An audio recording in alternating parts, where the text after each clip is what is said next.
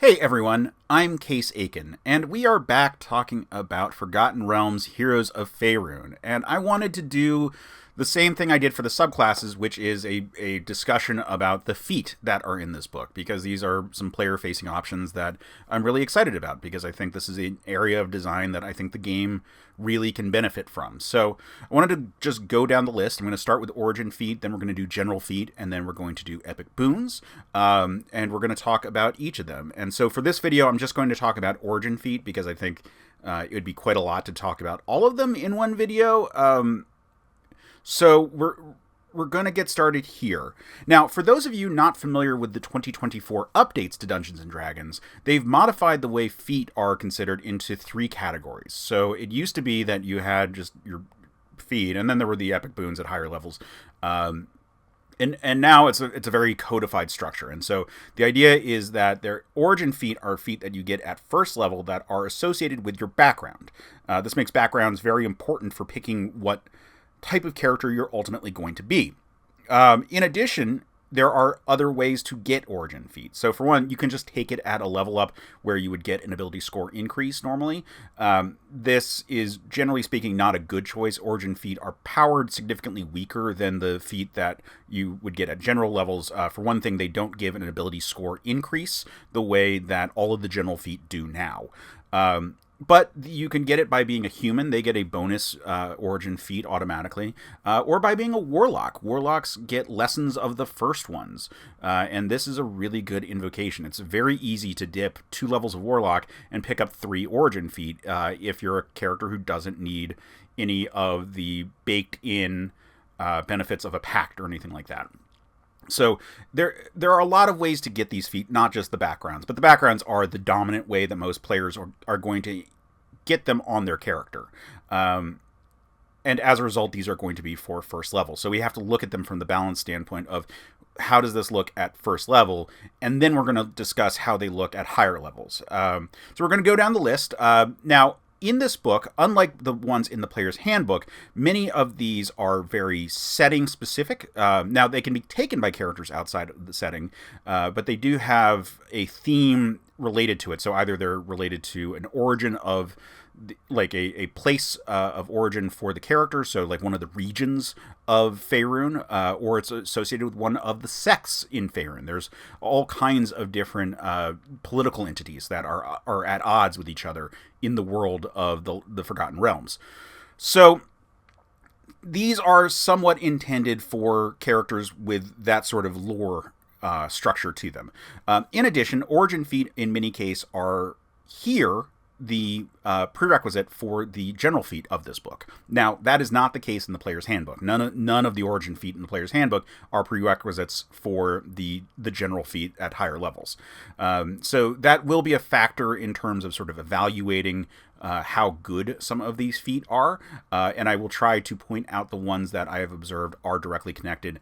The general rule of thumb is that if they are connected to a group, there's going to be a feat that's associated with them at higher levels. So we're going to go down the list and just kind of talk about these.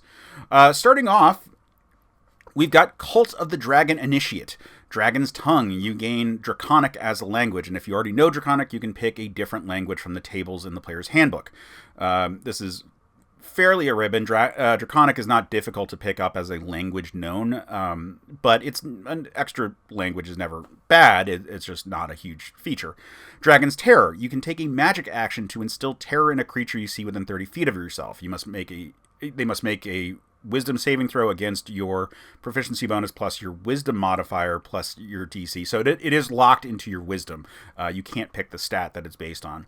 And if they fail, they have the frightened condition. If the target until the end of your next turn. If the target succeeds on the save or when the effect ends for a target, the target is immune to this effect for 24 hours. So what's nice about this is that it's at will. What sucks is that it's an action. You can't replace any of your attacks with this, which would be really nice. for some fear-based kind of builds. It also sucks that this is locked into wisdom. Most of the builds that really like having your character be frightened, I'm thinking of Oath of Conquest Paladins in particular, really benefit from a high charisma score as opposed to wisdom. So this is going to, generally speaking, be more for druids or wizards or rangers. And then the last feature from this feat is Inspired by Fear. When you cause a creature to have the frightened condition and you are the source of its fear, you can gain heroic inspiration if you lack it. Once you use this benefit, you can't use it again until you finish a short or long rest. So this obviously ties into your ability to generate fear through the Dragon's Terror ability, but it isn't locking you into using it, just that ability. If you induce fear from some other means, that will also work. And in that sense, this gives you heroic inspiration. Probably you'll probably be able to pull this off every combat if you are building around it, to at least make one character fearful. So it effectively turns into heroic inspiration once a short rest, which is a really nice thing to have. Is it better than, say, musician or just being a human, which gets it anyway? No, not necessarily, but heroic inspiration is never bad. It is the ability to reroll any D20 test. Unlike in the 2014 5th edition rules, where inspiration only worked as advantage that you had to assign before you took the roll, now you can do it as a reroll. So it's a much more powerful buff to your character. But I think this is fine. It's certainly weaker than I would have preferred, but it's not that bad. And I believe, let's double check, this is linked to the Dragon Scarred feat, general feat, which weirdly is a buff to Constitution or Charisma. So I think some feat design got a little funky there. Moving on to Emerald Enclave Fledgling, you know the following. You have Speak with Animals. You always have the Speak with Animals spell prepared and can cast it without any spell slots you have, or with any spell slots you have. Intelligence, Wisdom, or Charisma is your spellcasting ability for this spell. When you cast the spell as a ritual, its duration is 8 hours. So, Speak with Animals, you're probably not going to cast with a spell slot. As a ritual, however, making it last 8 hours is great. That is a huge help. Then Tag Team. When you take the help action, you can switch places with a willing ally within 5 feet of yourself as part of the same action. This movement doesn't provoke attacks of opportunity. You can't use this benefit if the ally has the incapacitated condition. So this doesn't require any additional action. This just allows you to switch places with someone 5 feet from you. I don't know too often when that's going to be a big deal in 5th edition. This would have been a big thing in earlier editions of the game, where motion around a character could provoke attacks of opportunity, and thus small movements of about 5 feet were pretty impactful. In this, maybe if you're on a very grid-focused game, you might see a lot of play with it. But I don't think that this part is a huge benefit to your character. Although, like I said, on a very tactics-focused campaign, I could see this having some use there. Now, this one is a prerequisite for Enclave Magic, which is also a spellcasting thing that is related to beast stuff. So it's thematic in that regard. Yeah, this one's okay. Again, it might be more valuable based on if you're really looking to take Enclave Magic. But we'll move on to the next one. Harper Agent. Now, I love the Harpers as an organization. They're kind of this group, this bardic, roguish paladin group. It's they're very chaotic good coded, but with an organization. So they're very good aligned is the general idea. And this gives a few things. Thieves' Cant. You know Thieves' Cant. Thieves' Cant has been buffed in 2024, but I don't believe it applies here. So Thieves' Cant is basically double speak, speaking in a way that people don't understand you unless they also are proficient in Thieves' Cant. And so you can do things like two rogues can have a conversation in front of people without people understanding necessarily what they're saying. You don't get the benefits that rogues have gotten, which is that this would also confer additional languages or anything to that effect. This is just the ability of Thieves' Cant, which is a ribbon, just to be clear. Instrument training. You gain proficiency with a musical instrument of your choice. this is also kind of a ribbon. While it's very thematic for the character, clearly this is supposed to be like Musician, but I think that the musical part of it, this is just a ribbon here. It's all coming down to this last feature, Distracting Melody. When you take the help action to assist an ally's attack roll, the enemy you're distracting can be 30 feet away from you, rather than within 5 feet of you, provided the enemy can see or hear you. So this is potentially useful on a build that is focused around the help action. The Mastermind Rogue is able to take the help action as a bonus action, so that would be a very useful way to combine those abilities there. But otherwise, I think this is fairly weak. Help is not a thing that I see used very often, unless it's with the Mastermind specifically. So I don't know how often you're going to actually see this in play. If this also made help a bonus action, that would do a lot for making this a worthwhile feat, but I think this is just okay. Now, Harper Agent is a prerequisite for Harper Teamwork, which gives you dexterity or charisma, and adds additional riders to the help action. So at least there's some consistency there, but it's not particularly powerful, at least by itself here. This is actually a little disturbing to me because it's making feat smaller in the game. So in the general ethos of 5th edition, and that's carried over into 2024, feat are big things. So if you have a feat, it is very impactful because you don't get very many in this game. And this makes me think more of like 3rd edition or Pathfinder, where you get lots of feat that add together to create larger effects once you have multiple in play. So this is not looking great in that regard, but we'll see what else we have here. Next up is Lord's Alliance Agent.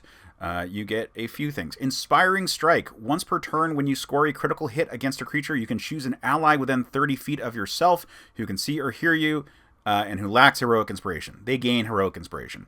That is amazing on, I can think of champion fighters and on barbarian builds especially. That would be really nice because you're just handing out heroic inspiration if you're crit fishing. Now, crit fishing is harder in 5th edition than it used to be, but it's still, this would still be a viable way of making a character give that kind of ally bonuses as part of your attacking. And then they get Reassert Honor. When an enemy you see deals damage to an ally of yours that is within 5 feet of you, you have advantage on your next attack roll against the enemy before the end of your next turn. Okay, so I think this is a pretty nice feat here. The Lord's Alliance Agent is a lot of stuff that will come up a lot, is very nice, and yeah, I think this is a nice feat here. And of course, it is connected to the Lordly Resolve feat, which also focuses on strength or charisma and does some things. Yeah. Moving on, we've got the Purple Dragon Rook. So the Purple Dragon Knight is the old name for what is now the Banneret in Heroes of Faerûn.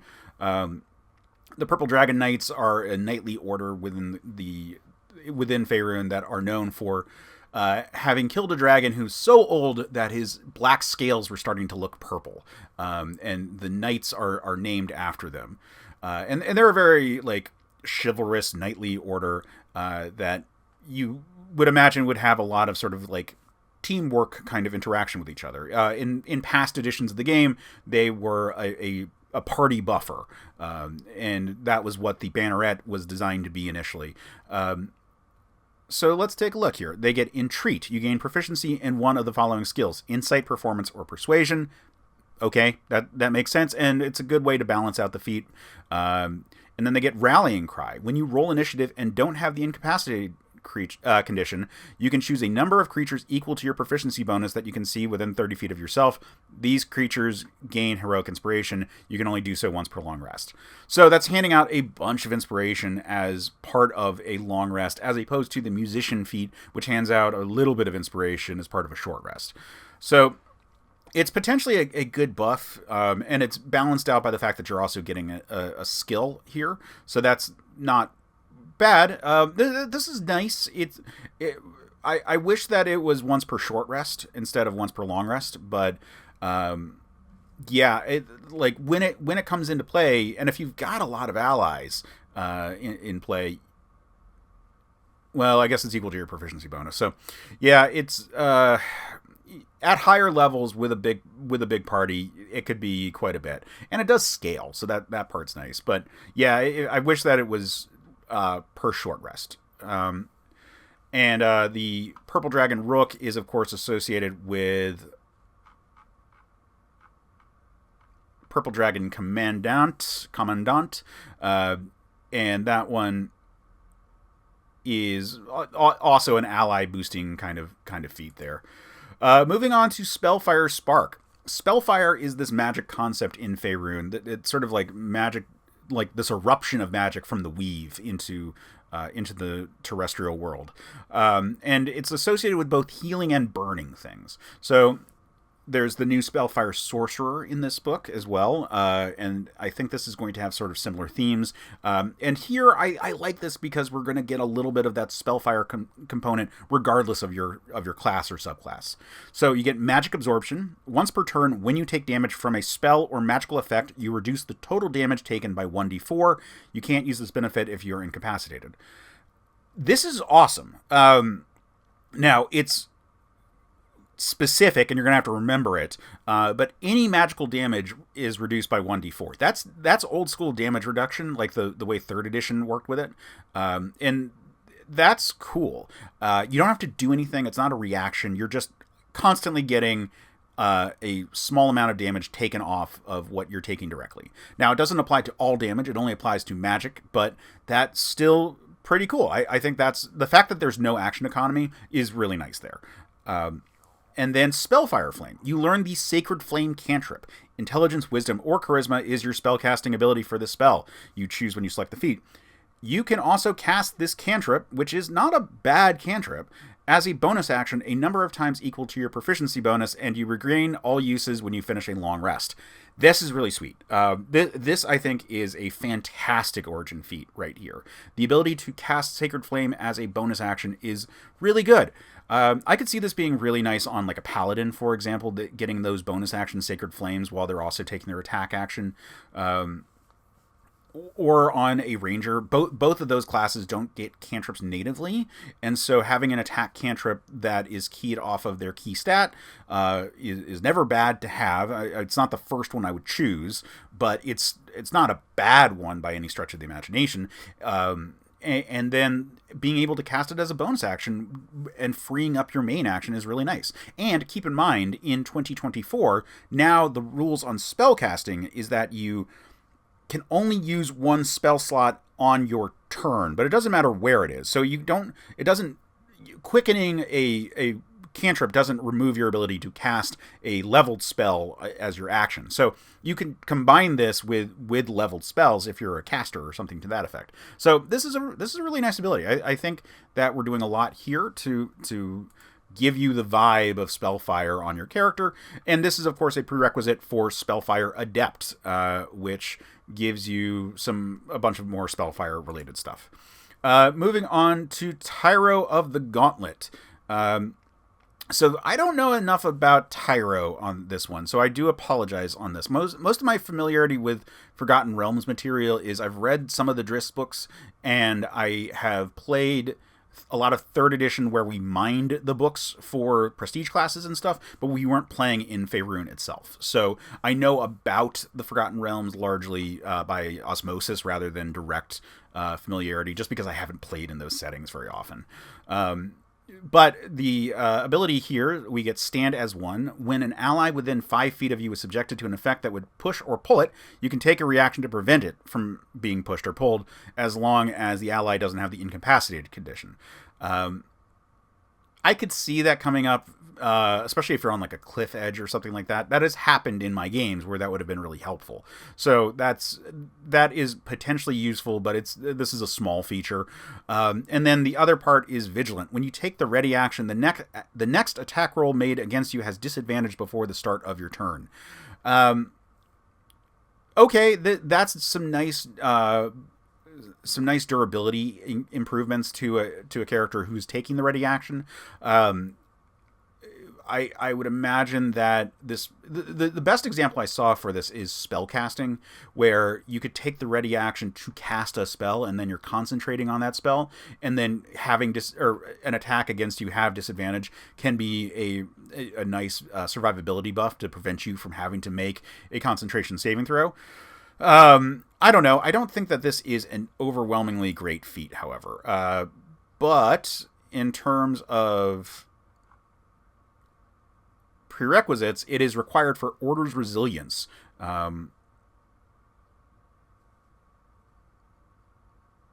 Which, yeah, spoilers, I don't think is that great of a feat either. So moving on to our last candidate in the Origin feat, we have Zhentarim Ruffian. So this is going to be a much more of an evil type character, with Exploit Opening. When you roll damage for an opportunity attack, you can roll the damage twice and use either roll against the target. This is like Savage Attacker, but it is only for opportunity attacks. So this is a little bit weaker in that way. And then you have Family First. If you have Heroic Inspiration when you roll initiative, you can expend it to give yourself and your allies advantage on the initiative roll. That's really good right there. I think that's a fantastic use of inspiration. It's barely costing you inspiration because it's just giving you advantage on your initiative roll, and you could have used that inspiration on your initiative roll. And giving advantage to all your to all your allies is huge. That is absolutely fantastic. I think that that will be just really nice, and I could see picking up this feat for that specifically. Yeah, like I said, a warlock could definitely benefit from this because they don't necessarily have as many ways to boost their initiative. So being able to focus around that, I could see being a really nice ability right there. And it's never restricted by anything besides if you have Heroic Inspiration or not.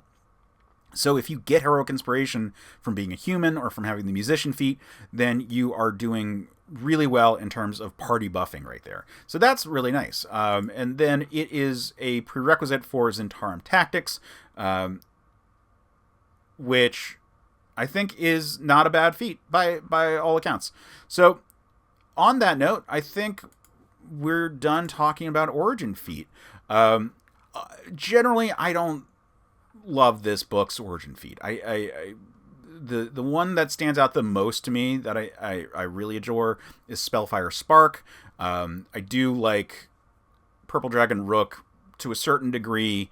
Zhentarim Ruffian I really like. So yeah, there's some winners in here, but I think because so many of these are tied into the value of what they are prerequisites for, there's a little bit of these being toned down in terms of how strong they are. So when we get into the next time, we'll look at those feat, and we'll discuss if the feat that are prerequisites for them are too steep of a cost in looking at some of these better general feat. But yeah, until then, I hope you enjoyed this video. I'm trying out these on-camera D&D analysis videos, and I got pretty good response to the first one, so I would love to keep making these if people keep wanting to see them. So let me know in the comments, or just do the things like liking and subscribing would be really helpful. I should also shout out that we have a Patreon for Certain POV. If you go to patreon.com/certainpovmedia, you can support this series of videos. You can support me in general for the things I'm developing, all the podcasts that we have, all kinds of great stuff. And if you're just checking out this channel for the first time, I hope you take a look. We're putting out a lot of cool stuff. The Patreon is a great way to support, and we're trying to give back as much as we can. I do 2 essays a week, one on a D&D topic, one on just a miscellaneous nerd topic. We do advanced screenings of the episodes before they drop to the public. We do clips, and we do shoutouts at the higher levels. So anyone who wants to check out and support the Patreon, I would really highly recommend it. Again, that's patreon.com/certainpovmedia. And yeah, I thank you so much. And until next time, I hope you have a good one.